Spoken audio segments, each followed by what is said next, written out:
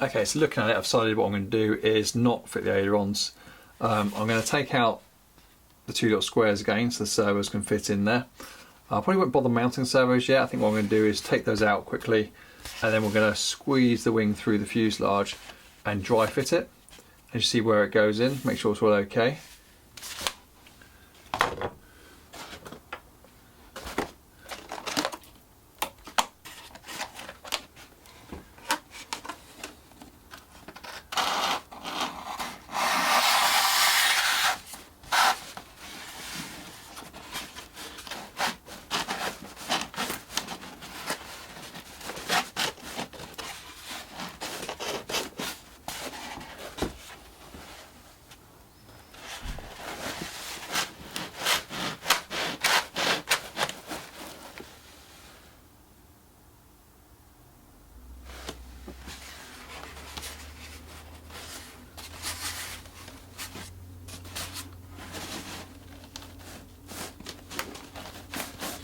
This is the tricky part. Not quite in the middle yet, but it's the tight bit.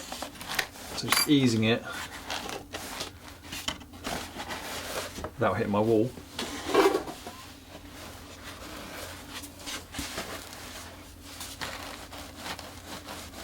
Just wiggling it.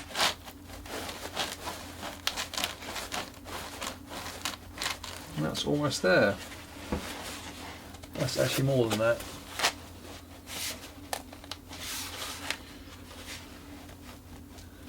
Okay, let me just show you what I was checking. So there's a kind of 2.5mm white stripe that side and a white stripe that side. But what I'm going to do, same process as before, I'm actually going to measure the back edge here to the tip, to the fuselage, to the tip, just see if the distances are the same on both sides. Again, it's not overly critical. I want to make sure the wing's as square as I can get it. It doesn't look square at the moment. And also check the inside there as well to make sure we're lined up. So just so we've got equal gaps all round, equal distances all round, then we should be about set. But that was pretty easy. Now one thing I will point out, and this happened in the last one, is you will get a few marks. It's a bit of a shame. Just as you squeeze through the fuselage. Can't really be helped. I don't know if they'll clean off at all, probably not, this foam's quite absorbent. There's only a couple. That was just on that last squeeze through. Right, let me check my distances, leading edge, trailing edge, make sure we're in the right place, and then I am going to, glad I got those wires through before I had that wing in. We'll just say that, because otherwise that gap would have been tight. What am I going to do? Check distances, then I think we're going to use some glue on it as well. Now when it comes to gluing, I'm just literally going to glue on the inside edge on both sides, outside edge, top and bottom. I'm not going to slide the wing out, put glue on the side back in, because it's just going to smear everywhere. So I'm going to put a bead basically across the top here and all the way around the outside of the same super glue, letting it run in. So the thicker one, letting it run through, and spraying a bit of kicker on it, and that should be enough. That's all I did in the last model, and it was absolutely fine. So let's get that measured and glued in.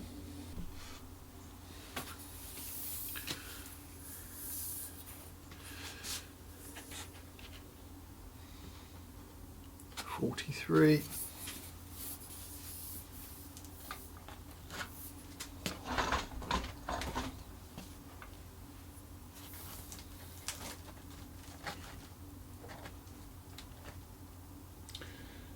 .9. So that is pretty close on first attempt, just 1mm out. Let's measure twice. 43.5. So let's just eyeball this from the front. I think it wants to go about there. Double check. 43, just a fraction.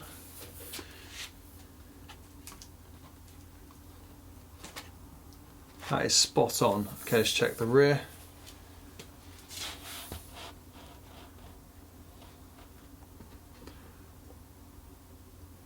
.44.6.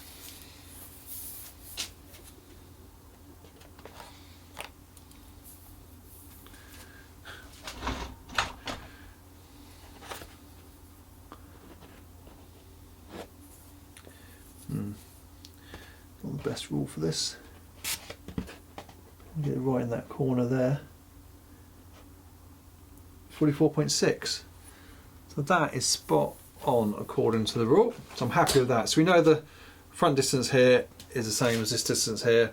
This distance here is the same as this distance here, which means the wing should be not only slid this way correctly, but it should be not twisted. Shouldn't be twisted rather, because we know the distances are the same. Again, it doesn't matter, it's not overly critical in a model like this, but I think it's just good practice to do that anyway. So now a bit of glue. Not 100% sure if you're going to be able to see this. I'll leave the camera rolling anyway, and I've ruined the top of my glue, but never mind.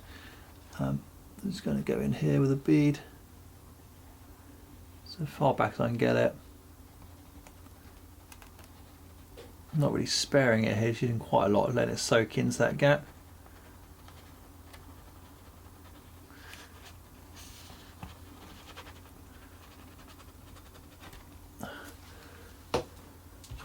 And what I've got to do is one of these, which are really for mixing epoxy, but they also work quite well just for spreading the super glue.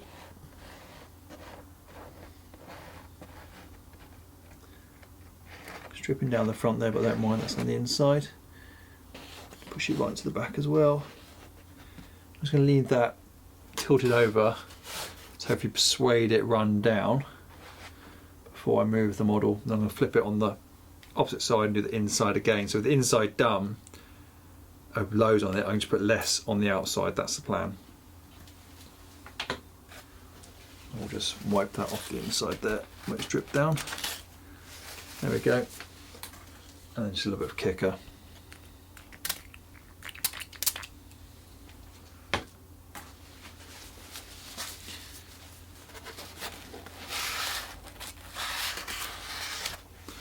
And that should do it. Alright, okay, I'll do the same on the inside here and all around the outside, then I'll show you. And there's the wing, all glued in, bead around the inside. So on the outside here, bead on the inside, go all the way around to the bottom like I said, and that isn't going anywhere, not moving at all, so I'm happy with that. Okay, so next up now the wing's in, we know it's square. Now by the way, I could have measured, I don't know if you can see that, I'll zoom out a little bit. Brush that's here. So I could have measured from this corner here to the corner of the elevator and measure the same on the other side to make sure the wing wasn't twisted as well, but again, this is just a small 13-inch foam model, it's not really worth doing, and I'm happy with the way that I measured the wing anyway, but I will double check that towards the end of this video just to see how spot on it is. Actually, I'm going to do it now. You guys can't quite see it. You have to take my word for it. So from the tip of the horizontal stabilizer, not to the elevator, 55.2. Let's do it on the other side. I know you can't see. Tip of the horizontal stabilizer to here, 55.2. Spot on. That worked. Good stuff. Did notice something while the model was upside down. That is, I haven't knocked these out.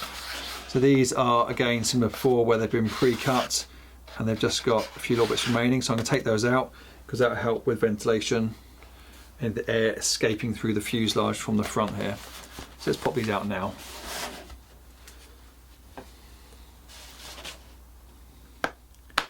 Of course, I'm kind of hoping they don't drop inside. 1, 2, 3, 4.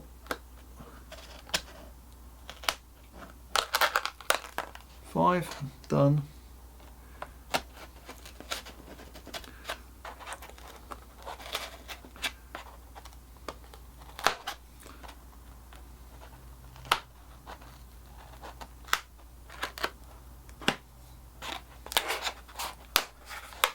There we go. Now we have the vents. Okay, so what should we do next? We could put the servos in, I suppose. We've got to thread the wires through. They'll come out of these holes here. Just about to see that, one each side. Yeah, let's put the servos in and then we'll put the ailerons on afterwards. So if you are building one of these, there is actually a channel inside the wing which you just see there on the outside. to help guide the wire through, and there's a little tiny hole at the back. So I've put these in with the centre of the servo facing the rear, which I believe is right. We'll find out later on. And I'll just about thread that through the hole. Just going to twist it to one side just to help, a bit of gravity to help there. So we thread through, and hopefully that should be enough to pop that servo in.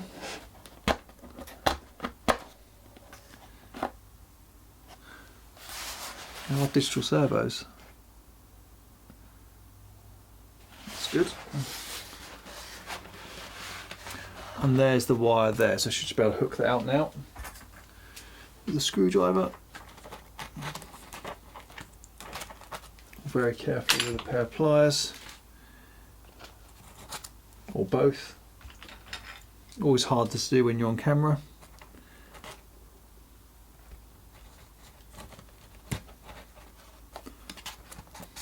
And give it a little pull, and that's the wire. So there we go, they're through the holes. You guys can see that. And we've got the elevator and rudder ones there, the two aileron ones, all very nice. And of course we've got the throttle one, which we'll run later on, and probably tuck that wire up against the wing there and round to the back. Happy with that, and we've got a nice space in there for our battery as well. Okay, so next up, let's get these ailerons on. Okay, so with the ailerons, we've got to use these hinges.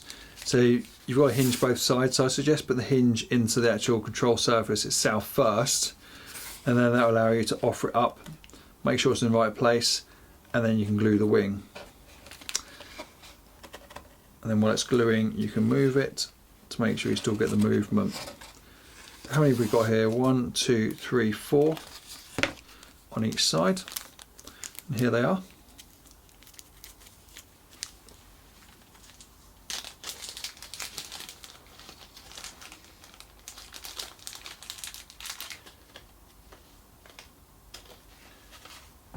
Oh, they've given me more than enough hinges, which is nice. There must be at least 20 in the packet. And that's a big slot, so I suppose you could double up on the hinges, but it really isn't necessary. Didn't have any problems with the hinges on the last model. It's a big old slot though. So with these hinges, you see here, that's the little notch is the center point of the hinge. So that gives you guidance as to how far you push it into the aileron or the control surface. So you don't want to push it in too little, and you don't push it in too far. So it should be roughly in the center of, so that one's springing back out, so I might make a little adjustment on that, but you get the idea. It should be about there. Okay, so I actually changed my mind and decided to put the hinges into the wing first rather than the control surface. And then I'm going to just apply a little bit of glue onto each of these like I did on the other control surfaces, and then push the aileron on. I think that'd be the easiest thing to do. There we go, and that's the aileron on. Nice and loose. Now, to be really honest with you, I've made a tiny mistake. It's not a big deal, I'll work around it, but I want to show you what it is. And that is, I should have just moved the aileron over by about 1mm, because I didn't want it flush. The reason why you don't want it flush is because you've got these SFGs that go on the side, and they've got an indent to them.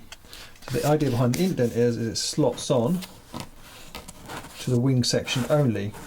So if you've not left 1mm, you're going to get a very slight rub there. So I'm going to work around that now just by probably just sanding a little tiny bit off the end here, and I'll get away with it. But next time around on the other side, I'll just move the aileron over by about 1mm. Never mind, let's stick on the SFG while we're here and make that adjustment, and then I'll crack on with the other side. And there we go, both ailerons are now on.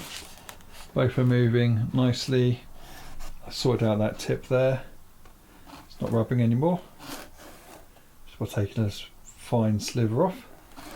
And the other one's done as well. Lovely, plenty of movement. Okay, so next up we'll spin the model back over and we'll get the horns on the ailerons and also the servos in.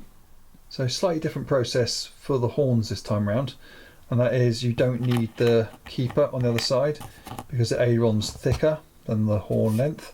So in this case we're just going to basically glue it up and then push it in the hole. Now these are particularly tight on mine. I did try opening that hole up, but I thought, you know what, I'm just going to put glue on it and push it down hard. So don't worry if they are tight, as long as they go flush to the plate, you'll be fine. And there we go, servos are now secured in place and the horns are on. So while the model's upside down, we may as well take a look at the undercarriage. So we've got a wire undercarriage to fit in here, goes inside that slot, and we've got a little tiny tail wheel to put on the back as well. So the undercarriage is just a small wire frame. That will slot down inside this slot, and then once it's inside, you'll glue this piece in place, which will basically keep it in there nice and tight.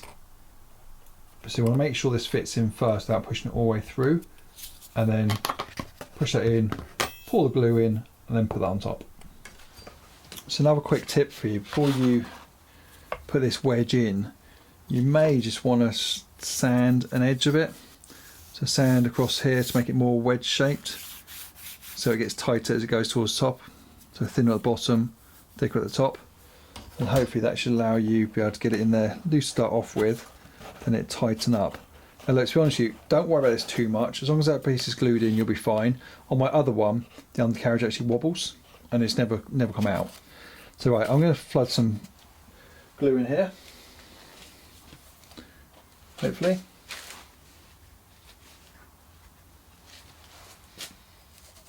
We do need to get a new nozzle for my glue.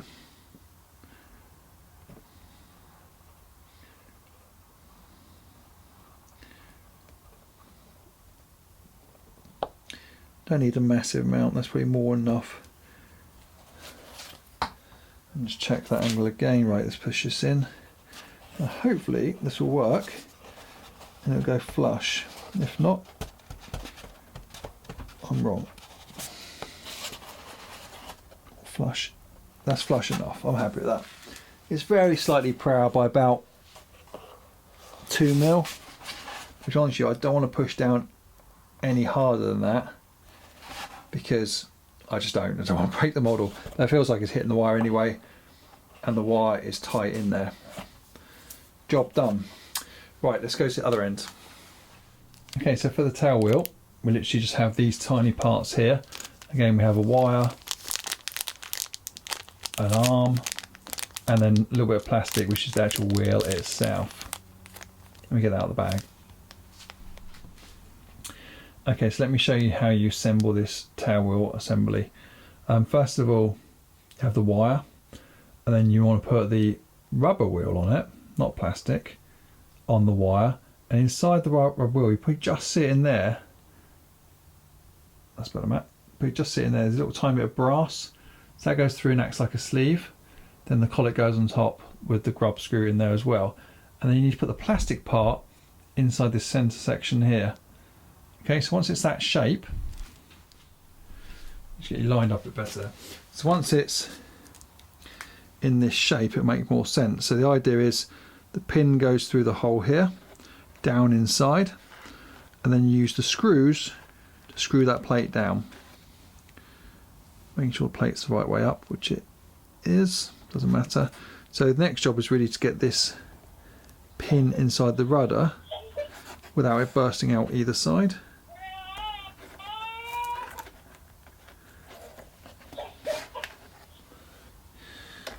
Like so. Just like support the rudder as you're pushing it down, get it nice and flat, and then that's it. We can then just use the screws which are supplied, get an Allen hex head,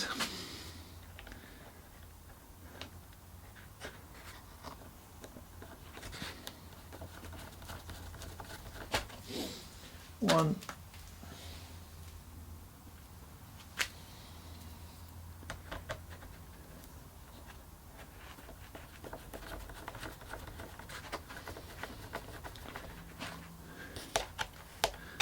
so if you can't see that, don't over tighten it, and there we go, that's it. I'm not going to bother gluing that. it's working as it should. So I guess next up we should really fit the wheels and the spats as well. And here they are. Now I must admit, on my other one I did end up damaging these from landing on grass, but we'll see how we get on this time round. So you get those in the back, and then you also get these little bits here, which to me look like a bunch of offcuts, but I guess they're actually to cover. That'd make more sense when they're probably to cover the wire. Yes, very nice. All right, let's make a bit more of an effort on this one. Get the wire covered up. 2 for that side. 2 for that side. An offcut. And then we've got 2 of these bits. I'm not quite sure where they go yet, but we'll work it out. So to prepare the spats, we have to knock out the under section on both of them. So let me do that.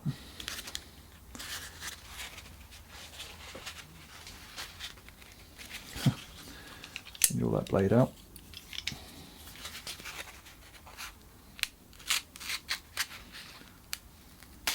I know I shouldn't cut towards my hand.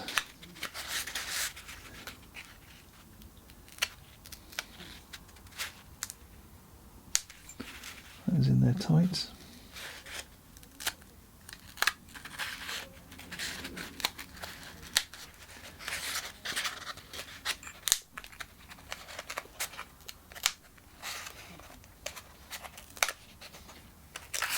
Okay, that's the first one. There's a nice little bit of wood in there. Quite like those. I hope they stay good.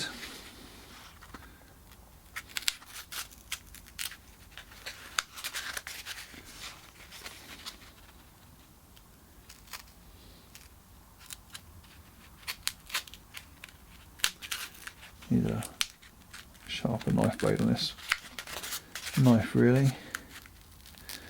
But we're almost there, just these 2 bits left.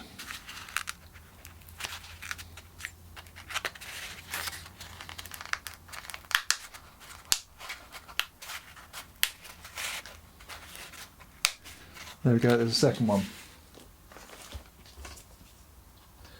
So the wheels themselves are really, really light foam, and they're just going to be held on with a little bit of silicone. I think from memory what we do is slide that on through the wood, drop the wheel in,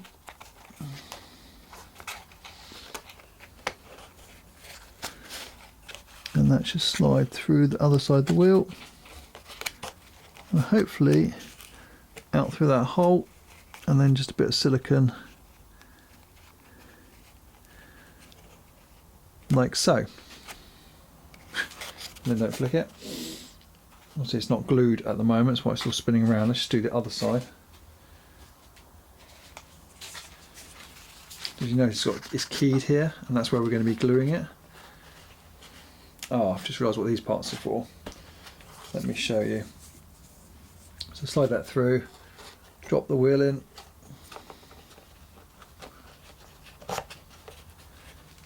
through the other side, through the little tiny hole. These are pretty fragile. Slide the keeper on, which is the silicone. Okay,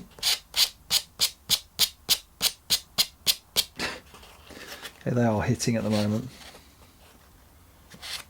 That wheel is proper wonky.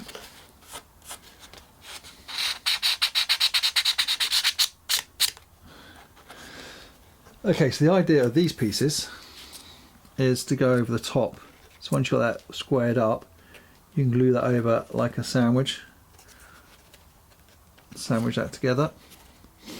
And of course these bits as well. We will sandwich round there.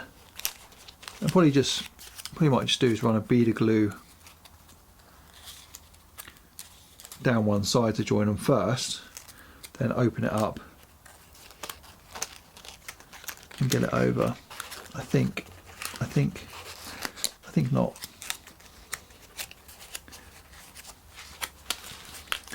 Guys, let me play with this and I'll show you how it ends up. Okay guys, so they were extra fiddly to do. To put those and sandwich that wire was fiddly. I'm not 100% sure on the look.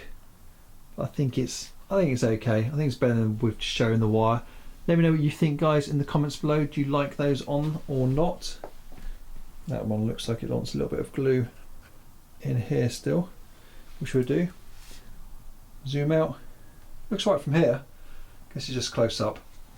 Right, so undercarriage is on. Let's see how long it stays on for. So there's an obvious part missing right now, and that is the cowling. So let's take a look at the cowling. There we go, here's the cowling. So what we need to do is take out the front baffles, if you like, and that cross section there, and also remove that plate on the back, and that should be all we need to do. Then the cowling will just slot on. It's got some slots in it, and they go onto the hooks, which are here. 1, 2, and of course 2 on the other side as well. Right, let's get this cowling trimmed up. So this is what the cowling should look like when it is trimmed up. The front section's removed, and of course turning it round, rear section removed, and inside there would have been a cross piece we should just pull out as well. There's the cross piece on this side. That's what's just taken out the middle. So then you've got a couple of lugs holding it in, really easy to move. That was of course the back piece of ply as well there. So now that's removed, it should just slot on the front. Of course I don't know if my motor's spinning the right way around yet, but we'll put this on anyway.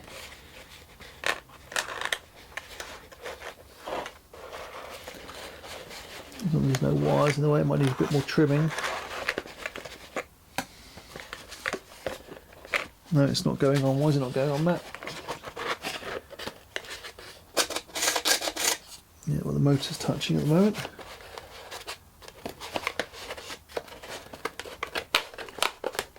Bit fiddly, to be honest. Of course, I don't want to break it. I don't want to force it.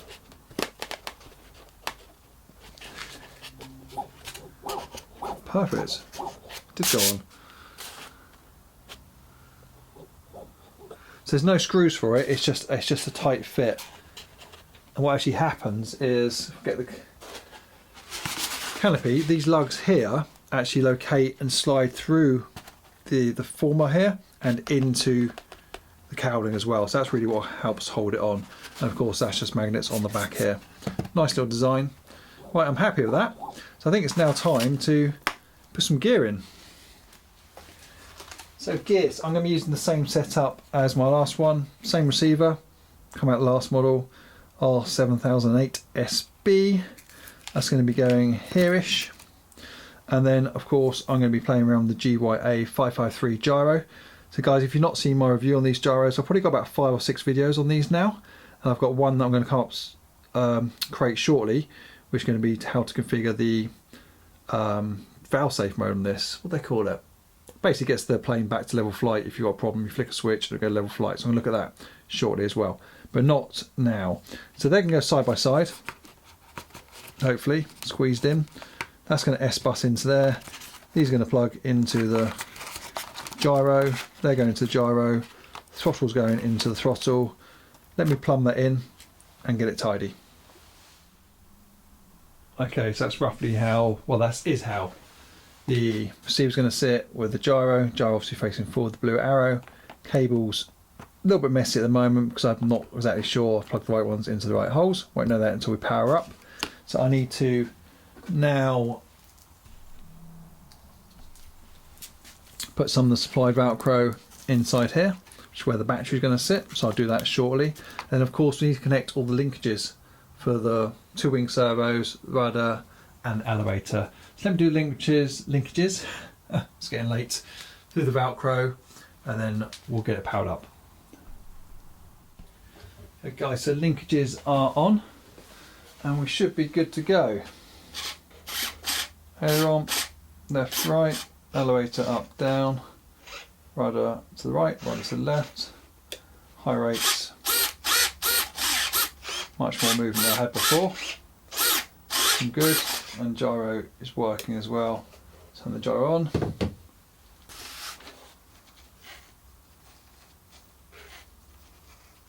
nothing's changed, so it should be working exactly the same as it was before. Excellent, and the motor is spinning the right way as well, I believe. Yes, it is. Okay, let's put the prop back on, top on, and wrap up. Okay guys, so that is the build complete. She is ready to go. Now I must admit I was pretty gutted when I crashed the other one. First crash this season, it is in the season, so that's probably a good thing, but it was just a stupid mistake. But I'm really pleased with the new model. This should fly equally as well. It's exactly the same model in the day. This is Model B. The other one was Model A, in case you're wondering. Just differentiating on the two different colour schemes, that's all. So I'm really looking forward to giving this a go. So guys, if you enjoyed this, add some comments below. Any questions, add comments below. I'll do my best to reply to them. Please like, subscribe, hit the notification bell, and hopefully soon we'll get this one out flying. See you next time round.